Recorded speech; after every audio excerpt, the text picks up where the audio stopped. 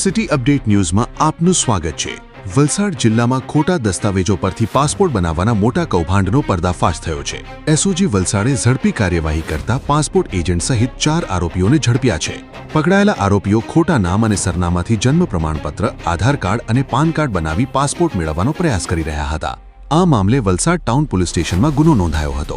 તપાસ દરમિયાન મુખ્ય સૂત્રધાર જિગ્નેશ ઉર્ફે જેકને દમણમાંથી તેની ઓફિસ પરથી રંગે હાથે ઝડપી પાડવામાં આવ્યો હતો, જ્યાંથી લેપટોપ, પ્રિન્ટર અને બનાવટી દસ્તાવેજોની સામગ્રી જપ્ત કરવામાં આવી। પ્રાથમિક તપાસમાં ખુલ્યું છે કે આ ગેંગ UK21 વિઝાનો લાભ લેવા માટે સુનિયોજિત કાવતરું રચી રહી હતી।